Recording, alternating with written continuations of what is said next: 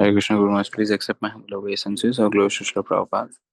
सभी भक्तों को मेरा सादर दंडवत प्रणाम है। तो जैसे आप सभी परिचित हैं, अगले 2 दिनों में श्री रामनवमी महोत्सव है। रामचंद्र का दिव्य आविर्भाव दिवस तिथि।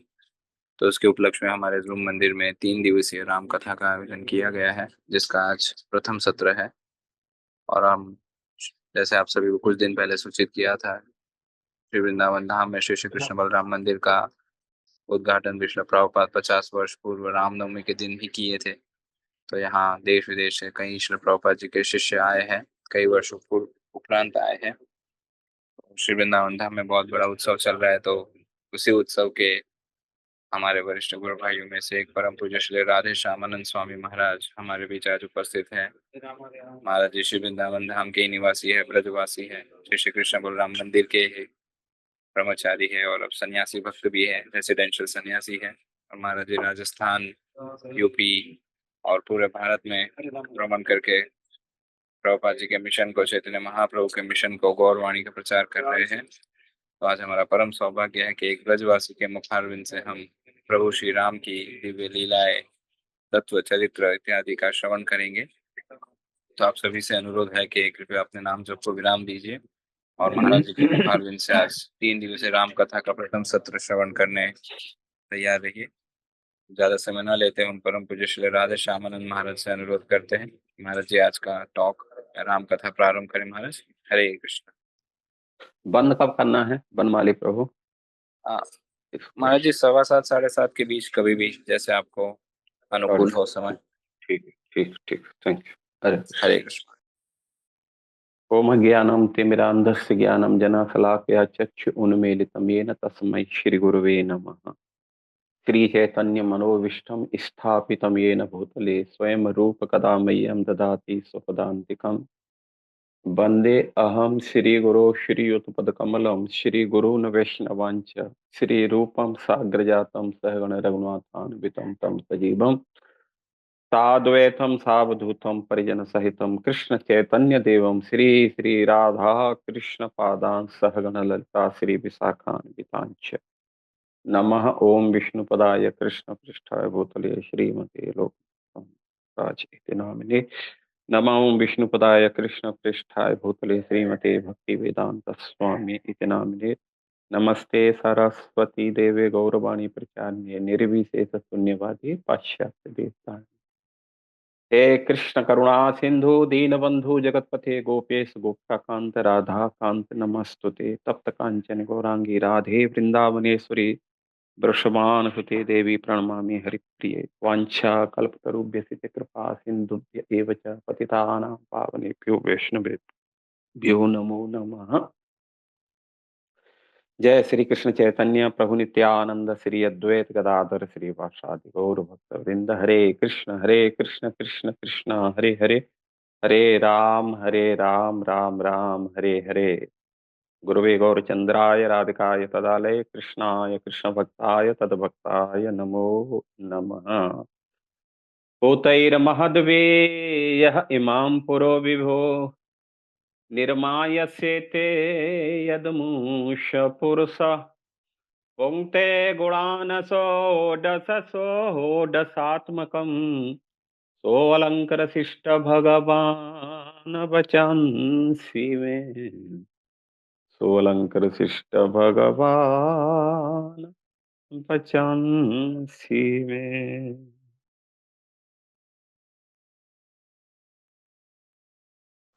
हरे कृष्णा। सबके चरणों में हमारा दंडवत प्रणाम। हरे कृष्णा।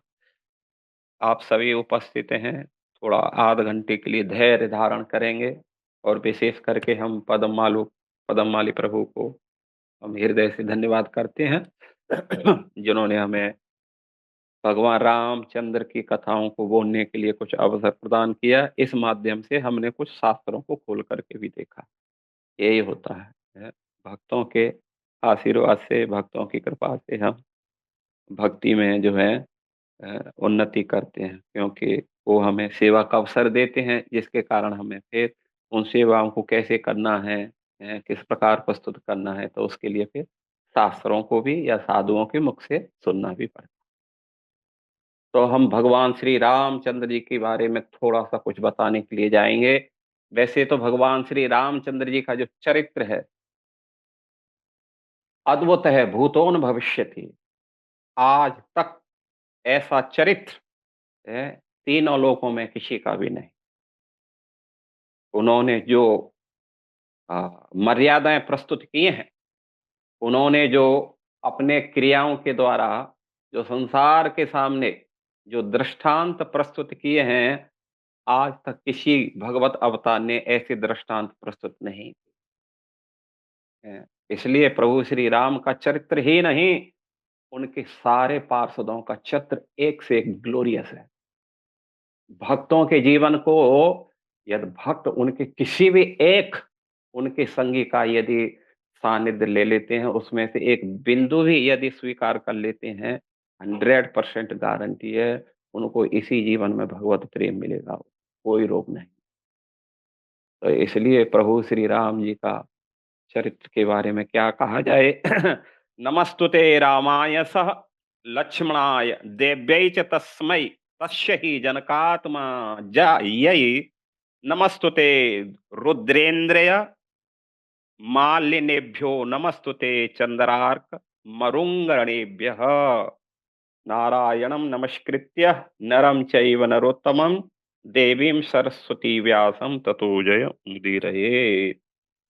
मनोजवं मारुततुल्यवेगं जितेन्द्रियं बुद्धिमता वरिष्ठं वातात्मजं वानयोऽथ मुख्यं श्रीरामदूतं शरणं प्रपद्ये।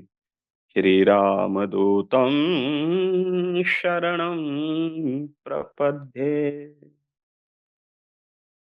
तो प्रभु श्री राम, शास्त्रों में कहा जाता है वेदो अखिलो धर्म मूलम। सारे अखिल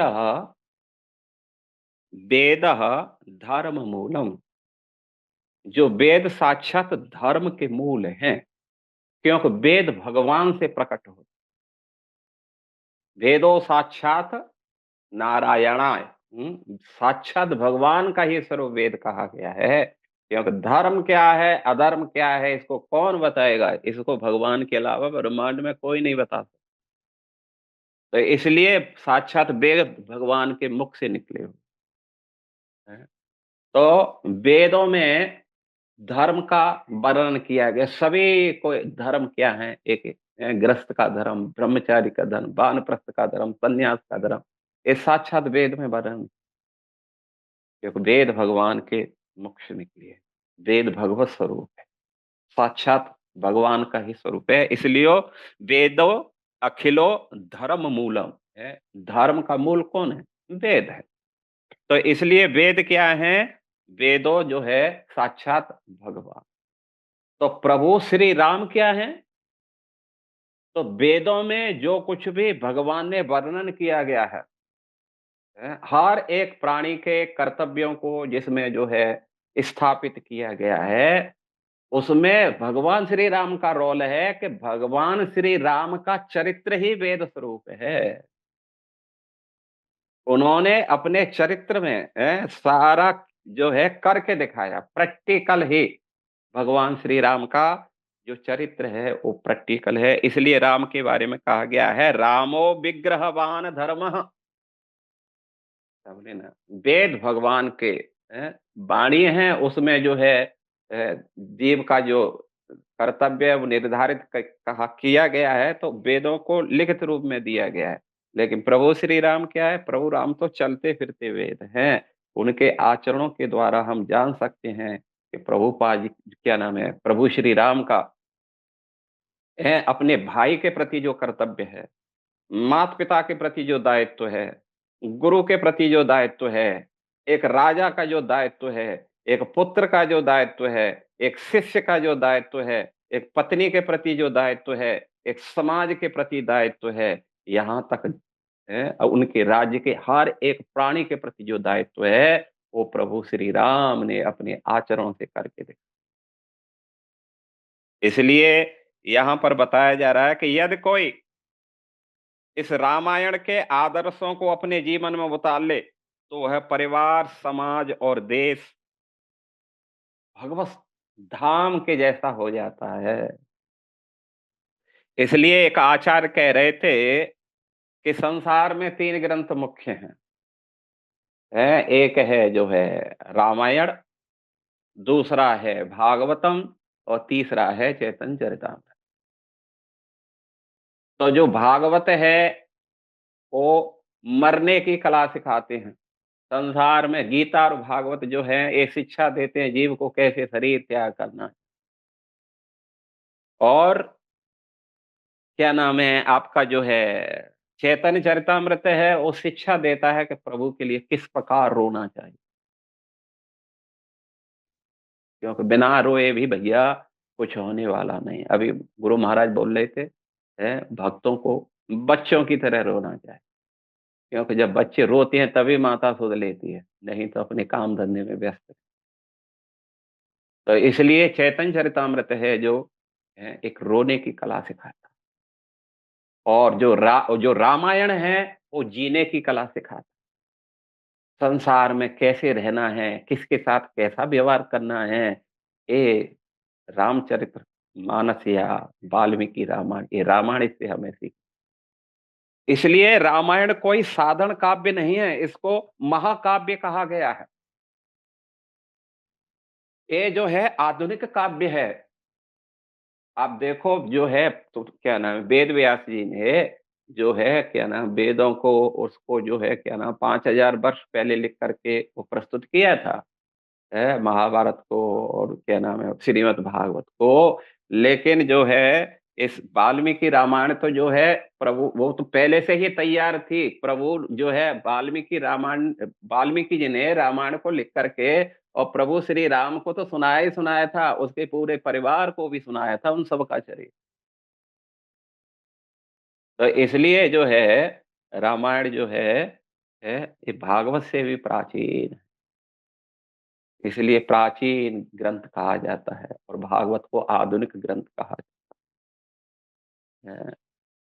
तो जो है वाल्मीकि रामायण और जो है तुलसीकृत रामायण के क्या है, तुलसीकृत भी रामायण कोई सादा रामायण नहीं है, स्वयं जो है शिव जी ने ही उनको लिखाया गया है। जब ये जो है तुलसीकृत रामायण लिखी तो जो काशी के पंडित थे उन्होंने उसको जो है एक्सेप्ट नहीं किया। बोला हम इसे नहीं मान सकते क्योंकि ऑलरेडी पहले से रामायण है, तो आपने अपने मनमाने ढंग से कैसे लिख दिया। तो तुलसीदास ने हाथ जोड़ करके कहा भैया मैंने नहीं लिखा, मुझे जबरदस्ती शिव जी ने लिखाया गया। शिव जी ने मुझे आदेश किया था इसलिए मैंने उसको लिखा।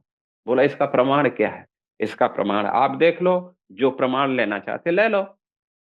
तो बोला ठीक है इसका प्रमाण ये है, हम सारे ग्रंथों को रखते हैं और रामायण को नीचे रखते हैं। और यदि शिव जी ने वास्तव में लिखा है तो सुबह ये रामायण सबसे ऊपर होनी चाहिए, हम मान लेंगे। बोला ठीक है नो प्रॉब्लम। और ये हुआ जो है काशी में जो है परीक्षा ली गई रामायण की। उसको जो है अन्य ग्रंथों को वेद पुराणों को नीचे रखा गया, फिर सबसे नीचे रामायण को रखा गया। अखंड कीर्तन चला पूरी रात। और सुबह जब सूर्य उदय हुआ और जब जा करके देखा तो रामायण सबसे ऊपर रखी हुई। और जो है इस प्रकार उन्होंने जब देखा तो देख करके सारे के सारे लोग आश्चर्यचकित। तो इसलिए प्रभु श्री राम का चरित्र भी रामायण में एक कितना मधुर, कितने मधुर संबंधों में प्रस्तुत किया गया है, आश्चर्यजनक है। इसलिए हम जो है विशेष करके आज जो है चर्चा करेंगे कि प्रभु राम के जो पात्र हैं, क्योंकि कथा तो इसमें इतनी है कि आप जो है सालों सालों लगा दी। 24,000, भागवत में तो 18,000 है, लेकिन रामायण में तो 24,000 श्लोक है। मूल रामायण में तो 1,00,000 श्लोक है। तो इसलिए हम जो है उसको संक्षिप्तीकरण में हम केवल आज उनके चरित्रों को जानेंगे और उनसे क्या शिक्षा मिले। तो हम प्रभु श्री राम के चरित्र के बारे में पहले हम देखते हैं कि जो भगवान श्री राम हैं उन्होंने जो है समाज में किस प्रकार जो है मर्यादा को स्थापित किया है। इसलिए उनका नाम पुरुषोत्तम श्री राम है। उन्होंने जो है एक मर्यादा को स्थापित किया और वास्तव में ही जहाँ मर्यादा नहीं है, एक कहावत बोलती है ना, एक जो मिशन है या जो हमारी जो है मिशनरी है, वो कितनी भी बड़ी क्यों ना हो, लेकिन जब तक उसको सिस्टम से नहीं ढाला गया, तो ज़्यादा चलती नहीं है। बीच में वो खत्म हो जाती है। जहाँ नियम है, वहाँ जो है फिर वो एक लंबे समय तक बरकत। तो इसलिए प्रभु श्री राम जी का जो चरित्र है, वो कैसा है? सारा का सारा जो है एक आदर्श है, समाज के लिए। उनमें गुरु भक्ति देखने के लिए मिलती है, माता-पिता के प्रति भक्ति मिलती जो है जब प्रभु श्री राम जी जब विश्वामित्र के साथ जा रहे थे, तो सारा दिन जो है उनके साथ चलते थे और जो है क्या नाम है, उनकी यज्ञ के लिए असुरों से रक्षा करते थे, कभी-कभी उनसे युद्ध करते थे। इसके बाद में कथा होती थी तो जो है राम क्या करते, कथा सुन करके फिर जो है विश्वामित्र के चरण दाबते। प्रत्येक दिन उनका एक नियम था कि गुरु के चरण हैं, लक्ष्मण और बल जो है क्या नाम है, राम जी दोनों उनके पैर दबाते। और इस प्रकार जो है गुरु जब सो जाते थे, तब उसके बाद में जो है सोते थे। और गुरु के जगने से पहले ही वो जग जाते थे। गुरु के लिए सारी व्यवस्था करके पहले रख। हुँ। तो ये हम सोच सकते हैं कितना डेडिकेशन। दूसरी बात है जो है उनका धैर्य और वो देखा जाता है। माता कैकेयी ने दशरथ जी से वरदान ले लिए, तापस बेश विशेष अनुरागी और 14 वर्ष राम वनवासी। राम जी को 14 वर्ष का वनवास होना चाहिए और जो है क्या नाम है, उनके चरणों में जूते-चप्पल तक भी नहीं हों और साधु का वेश, एक बैरागी का वेश होना। कहाँ उनका राज्याभिषेक होने के लिए जा रहा था, लेकिन कहाँ अब उनको जंगल का राज्य मिल रहा। तो ये जब प्रभु श्री राम को बताया गया, क्या नाम है, कैकेयी ने स्वयं बताया कि देखो जो है, क्योंकि पहले तो उन्होंने पिताजी से पूछा, लेकिन पिताजी कुछ बोल नहीं सके, तो कैकेयी ने कहा, पुत्र मैं बताती हूँ और ऐसी-ऐसी बात है, तुम्हें 14 वर्ष का वनवास। राम जी ने हाथ जोड़ करके कहा, मेरी माता, तुम्हें पिता को कष्ट देने की ज़रूरत क्या थी? तुम चाहती तो डायरेक्ट मुझे बता सकती थी।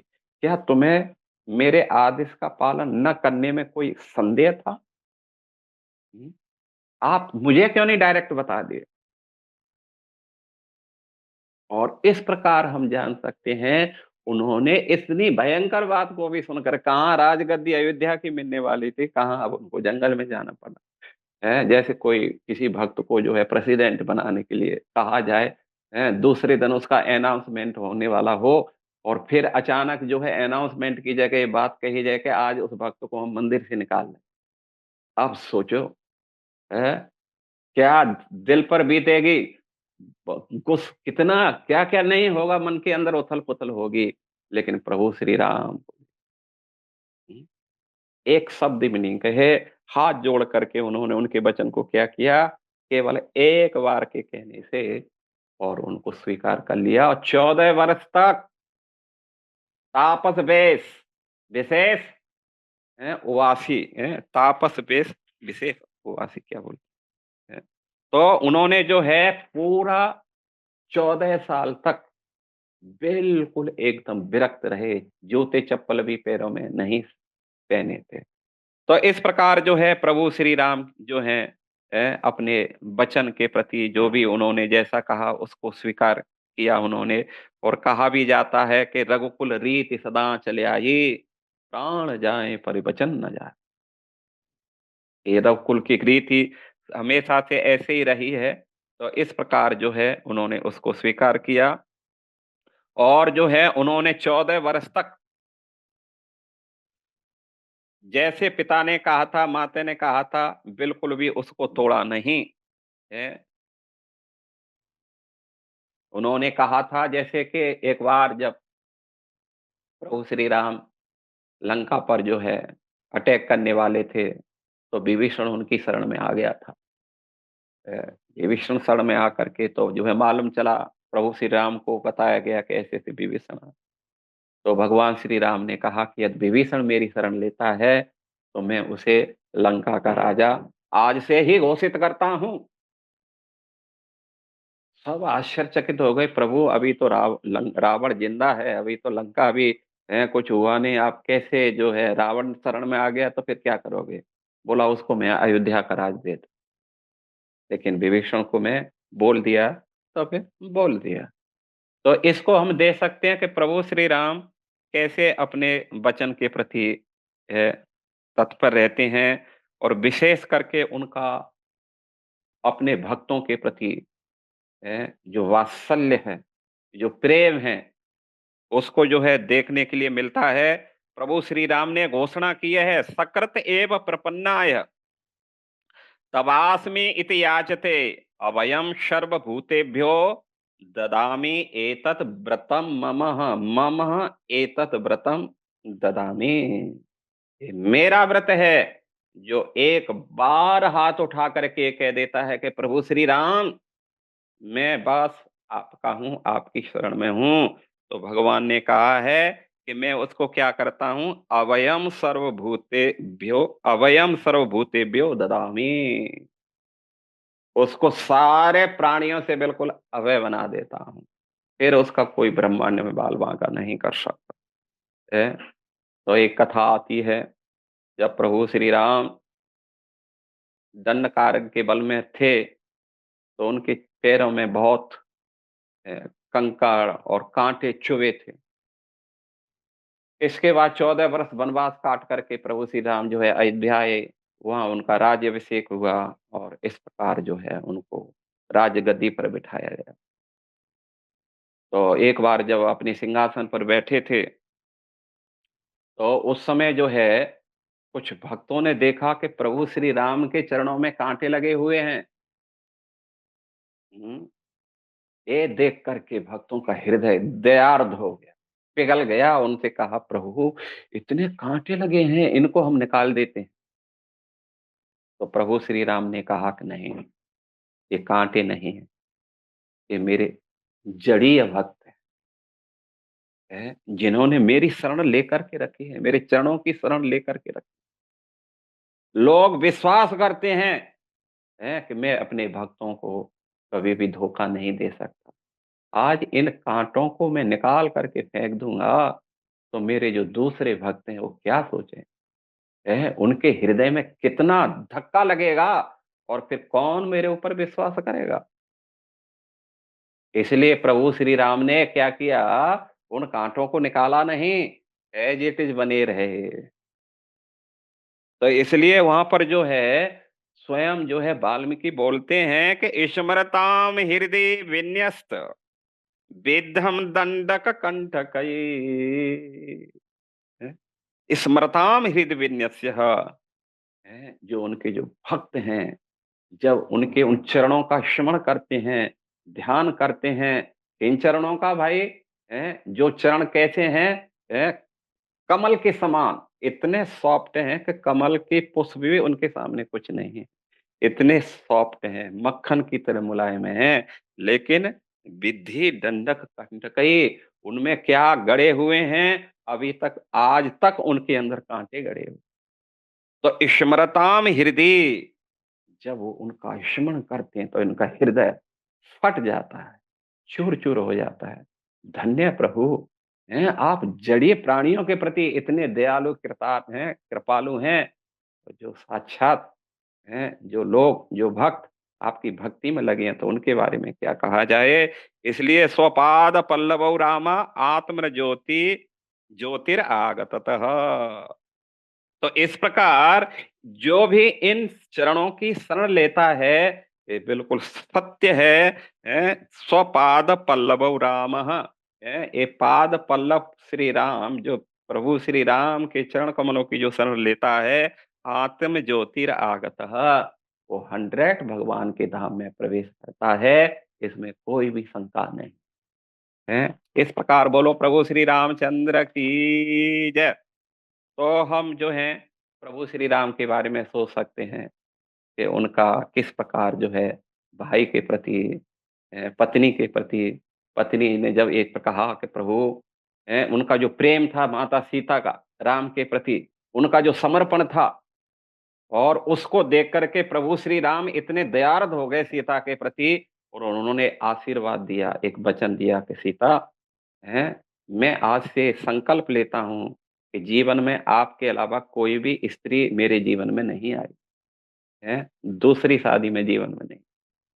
और जब सीता का त्याग हुआ, उस समय ज़रूरत भी पड़ी, सारे संसार ने भी कहा, सबने कहा कि आप दूसरा विवाह कर लो, लेकिन उन्होंने कहा नहीं, अब मैं दूसरा जी विवाह नहीं कर सकता। तो इस प्रकार प्रभु श्री राम के जीवन से बहुत सारी शिक्षाएँ मिलती हैं, लेकिन आगे चलते हैं कि उससे भी जो है फिर बढ़ कर के लक्ष्मण, क्या कहा जाए? हुँ, लक्ष्मण तो जो है प्रभु श्री राम के लिए सब कुछ करने के लिए तैयार है, यहाँ तक अपने माता-पिता के प्रति भी क्रुद्ध हो। जब उनको ये बात मालूम चली हैं कि पिताजी ने उनके लिए 14 वर्ष वनवास का आदेश दिया है, इतने क्रोधित हो गए, उन्होंने कहा मैं पिताजी को ही हरि बोल कर देता। है?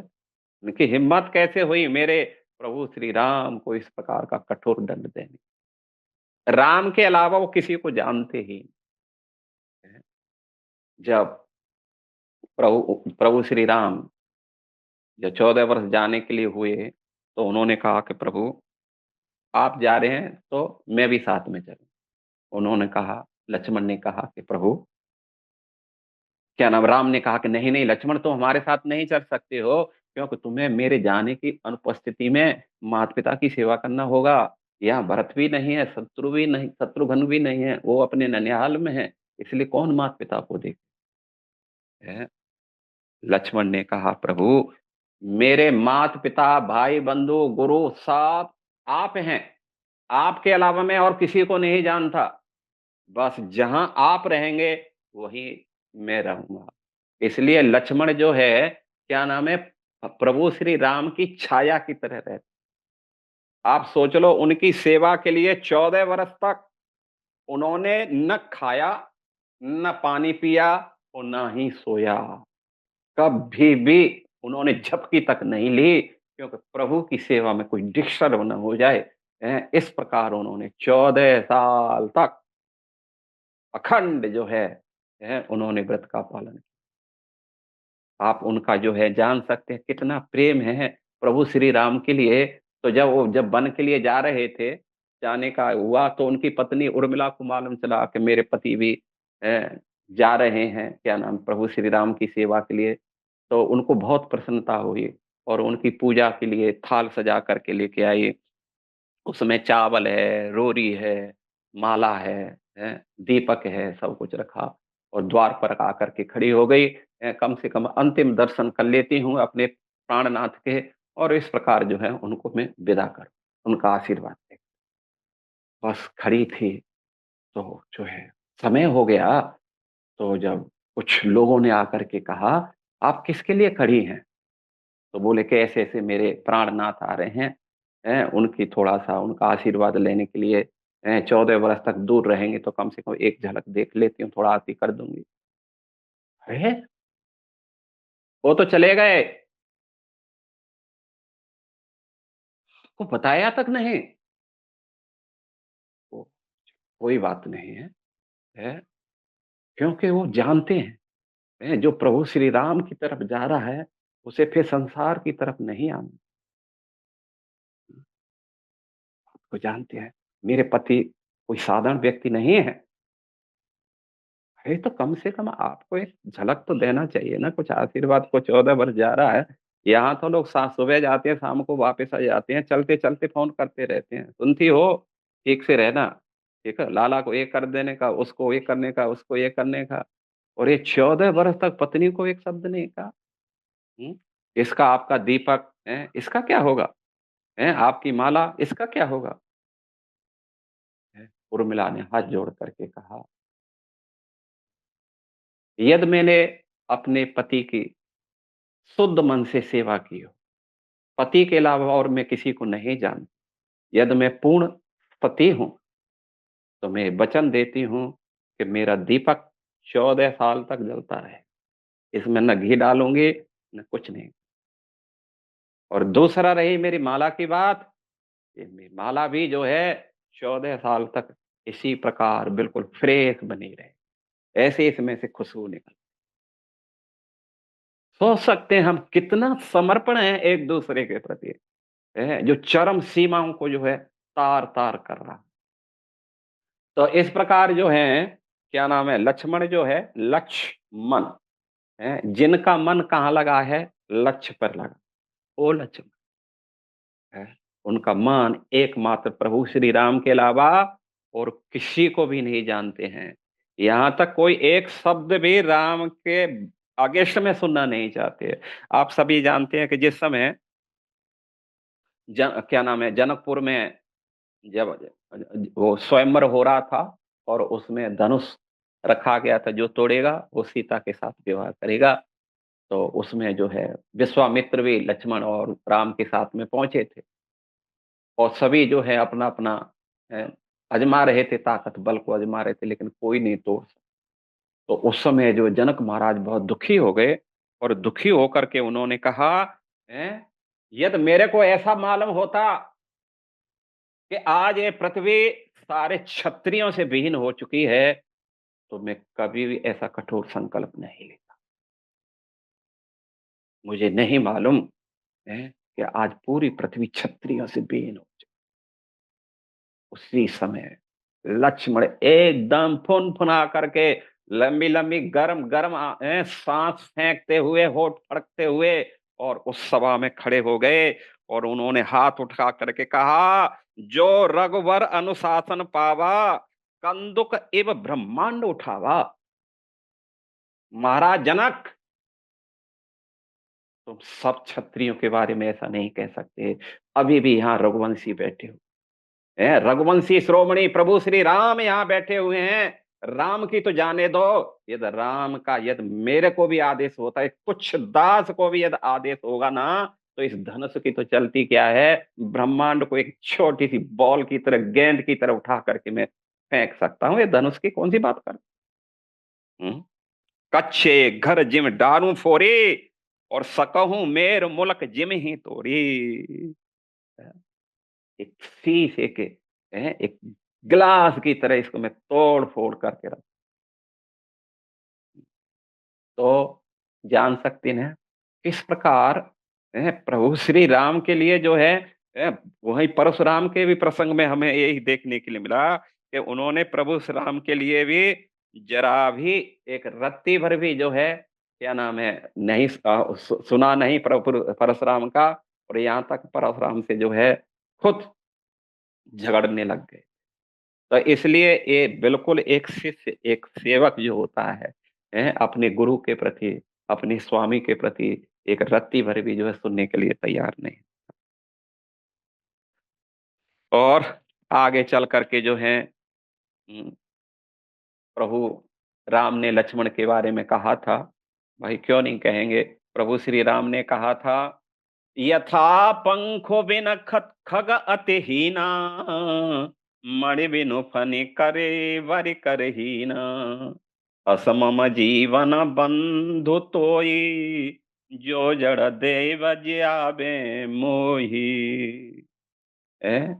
प्रभु श्री राम ने कहा, हे भैया लक्ष्मण, आप मेरे उसी प्रकार हो जैसे पक्षी पंख के बिना उड़ नहीं सकते, और जो है फणधारी जो सर्प, मणिधारी जो सर्प होते हैं, बिना मणि के वो जिंदे नहीं रह सकते। इसी प्रकार हे मेरे बंधु, आप मेरे एक प्राण स्वरूप हो। मैं आपके बिना एक क्षण भी जिंदा नहीं रह सकता। तो इस प्रकार जो है लक्ष्मण का जो प्रसंग हमने देखा, कितनी अद्भुत है। बहुत बोलने के लिए, लेकिन समय तो बिल्कुल रत्ती भर, अभी अब तो समय तो हो ही गया। और इसके बाद में भरत जी के बारे में तो फिर कहना है। जब भरत को मालूम चला, बुलाया गया और उन्होंने देखा कि पूरी अयोध्या मुरझाई हुई पड़ी हुई है। यहाँ तक वृक्ष लता पता भी मुरझा चुके हैं, पशु पक्षी जैसे प्राण ही नहीं है। चारों तरफ उजड़ी उजड़ी अयोध्या को देख करके भरत का हृदय फट गया। क्या बात है, अंदर दौड़ करके पहुँचे, हैं, "पिताजी, पिताजी, माताजी।" जब कोई उनको जो है कुछ पूछते हैं, "भैया क्या है?" ये सब ऐसे कि किसी ने कोई जवाब नहीं दिया। यहाँ तक जो है लगा उनको कि देखो अब आ गया, अब ये राज्य लेगा, राज्य शासन करेगा, अब सुख रहेगा। लेकिन भरत तो भरत हैं, माँ से पूछा, "माँ, पिताजी कहाँ हैं? भाई कहाँ हैं?" तो माँ ने सोचा कि मैं कहूँगी, "बेटा पिताजी चले गए और तुम्हारे भाई मैंने सीता लक्ष्मण के साथ वनवास चले गए हैं, अब ये राजगद्दी आपके लिए।" बहुत प्रसन्न हुए। लेकिन माँ को क्या मालूम है कि भरत भरत है। वो जिंदे हैं तो राज्य के लिए जिंदे नहीं, वो जिंदे हैं प्रभु श्री राम की सेवा के लिए जिंदे।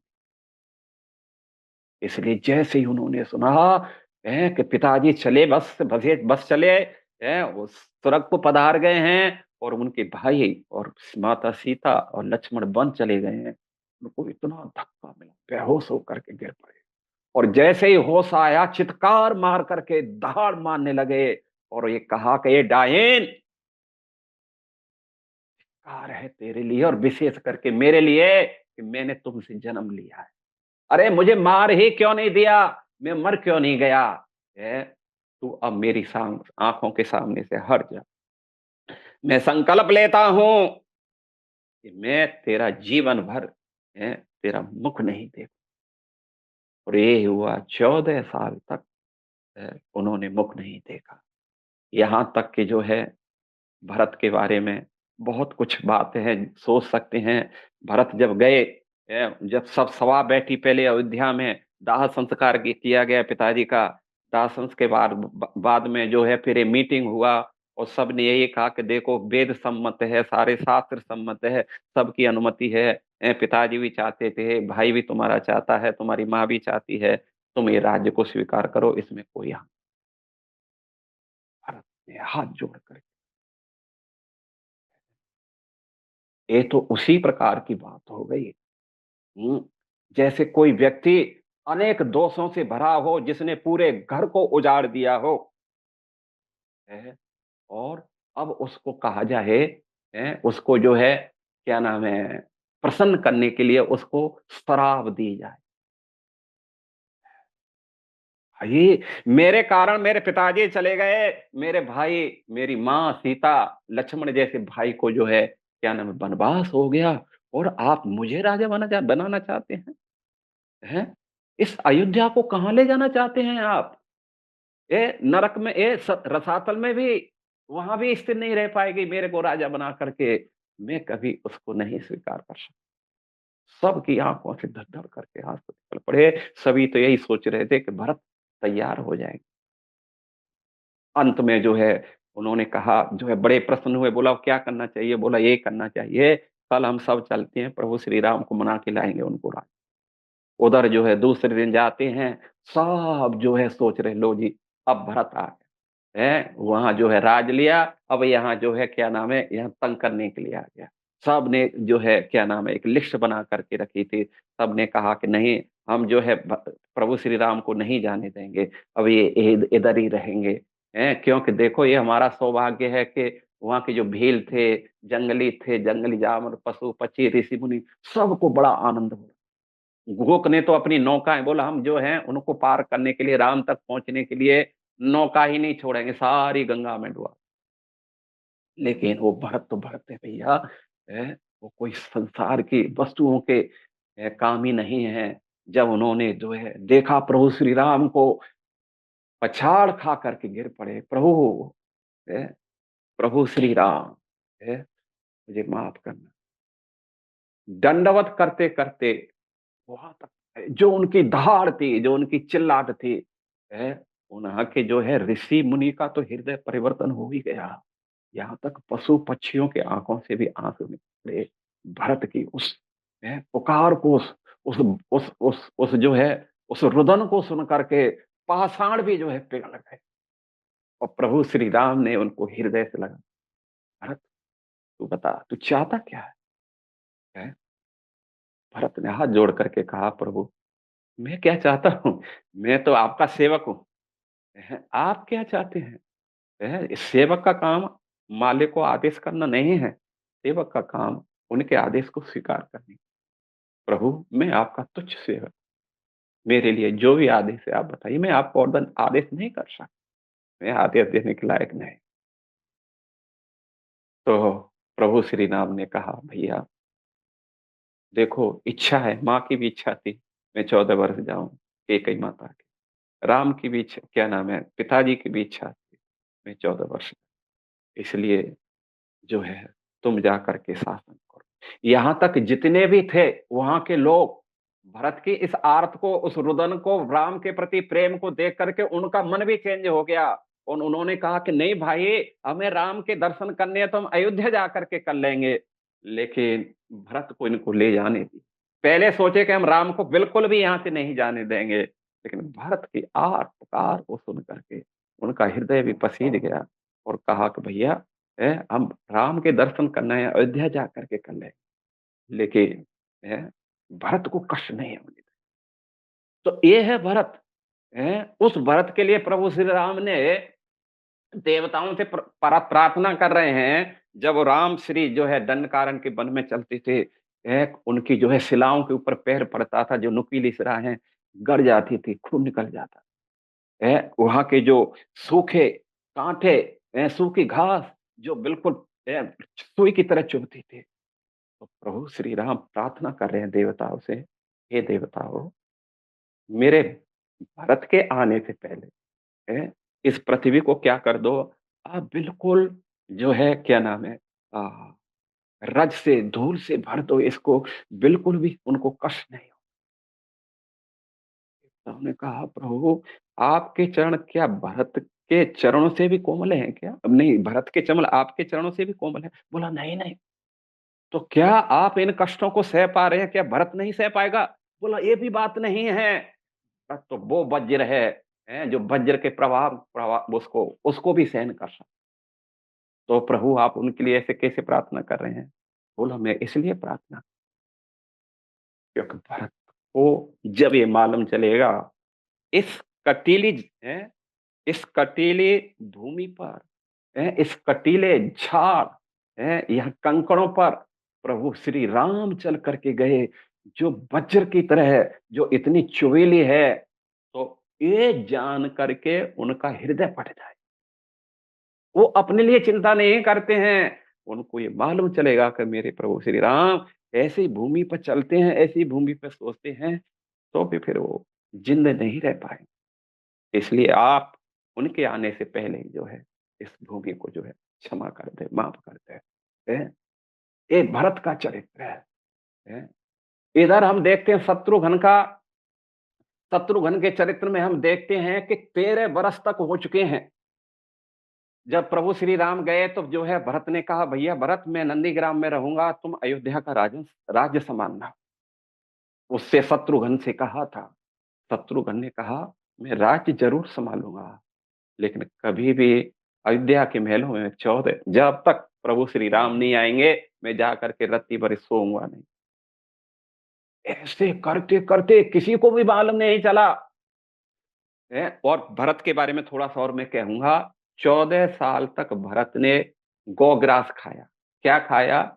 जो गायें, क्या नाम है, जो जो जौ दिए थे जाते हैं उनको खिलाने के लिए, तो कुछ जौ गाय के गोबर के साथ बाहर आ जाते हैं, उन जौ को जो है निकाल करके, धो करके, पका करके, भोग लगा करके, बस 14 वर्ष तक उन्होंने जो कहा, बोले आपके लिए हम अच्छा बिस्तर बना दें, ये बना दें, नहीं नहीं, उन्होंने कहा कि मैं इस जमीन पर नहीं सो सकता, क्योंकि जिस लेवल पर प्रभु श्री राम सोते हैं उनके बराबर मैं कैसे सो सकता हूं, इसलिए अंदर जमीन के खोद करके और उस गुफा में जा करके वो सो।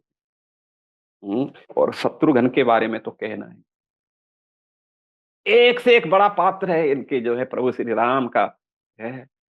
13 बरस हो चुकी है। एक रात्रि, क्या नाम है, कौशल्या माता रात के 1-2 बजे जगी। उसने देखा छत पर कोई टहल रहा है।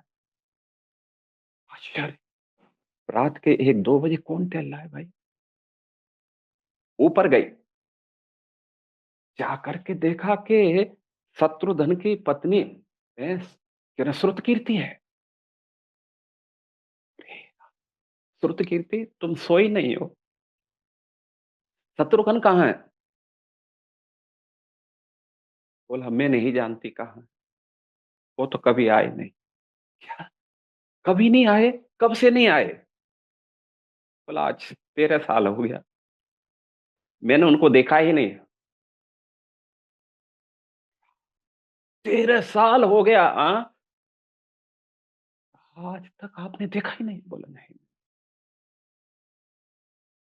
इसके बाद में तुरंत कौन सा ने उसी समय जो जितने भी गार्ड थे, सिक्योरिटी थी, सबको बुलाया, फटाफट पता करो, है शत्रुघ्न कहाँ है? पूरा अयोध्या खोज डालिए, लेकिन शत्रुघ्न हो तब ना मिले ना वो। कहाँ गया? तो किसी ने बताया कि वो नंदीग्राम में रहे। तो नंदीग्राम के लिए दौड़ करके गए, वहां जा करके देखा कि शत्रुघ्न कहाँ सोया है।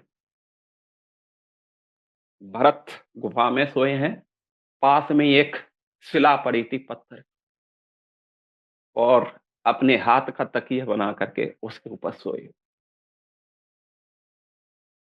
जा करके संवाद दिए कौशल्या। उसी समय माता कौशल्या वहां पहुंची, और पहुंच करके उनको उठाया।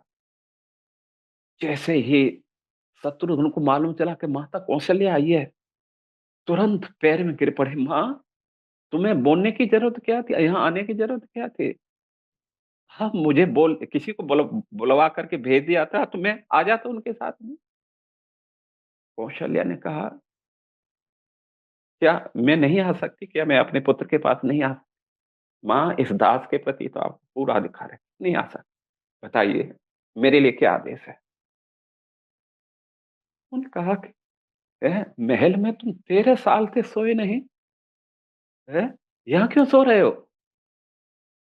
तब जो है, क्या नाम है, उन्होंने कहा, शत्रुघ्न ने कहा, मैया,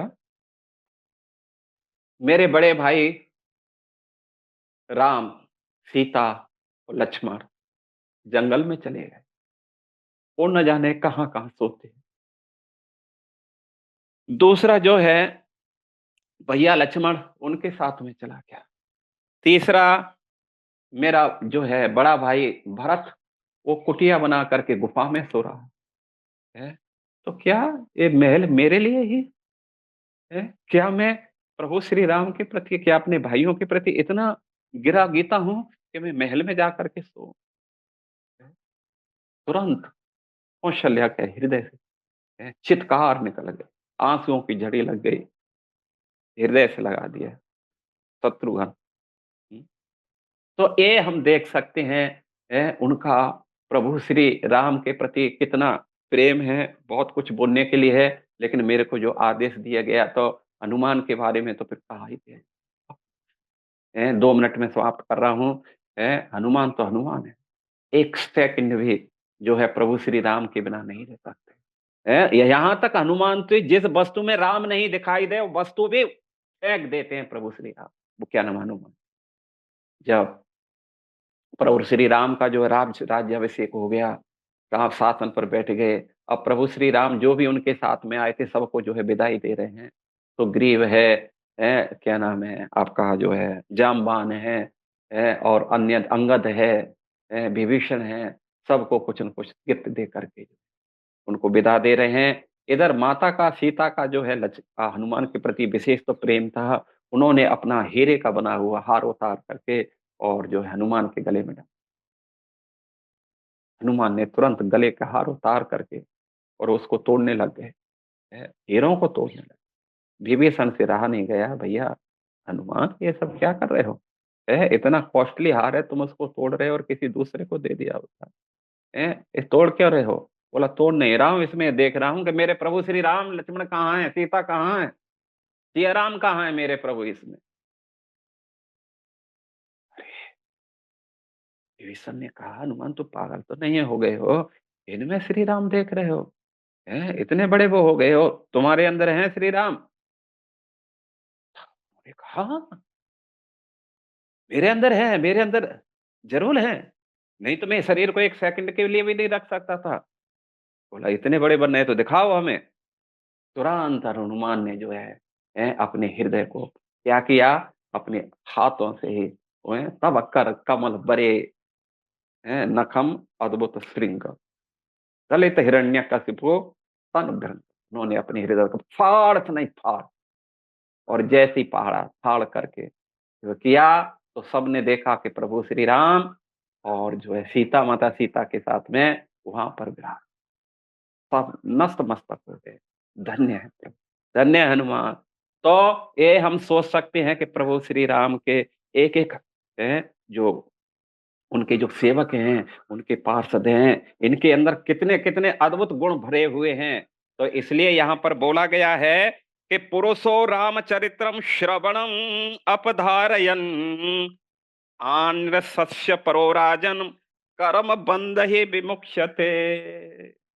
है, यदि इनके चरित्र के एक-एक चरित्र का भी इस सरोवर में से, इस सागर में से यदि एक बूंद भी हमको मिलती है, धन्य है उसका जीवन, धन्य-धन्य हो जाएगा। तो जो इन चरित्रों के बारे में भी सुनता है, यहाँ पर कहा जाता है अनुसर्ष्यः परौ।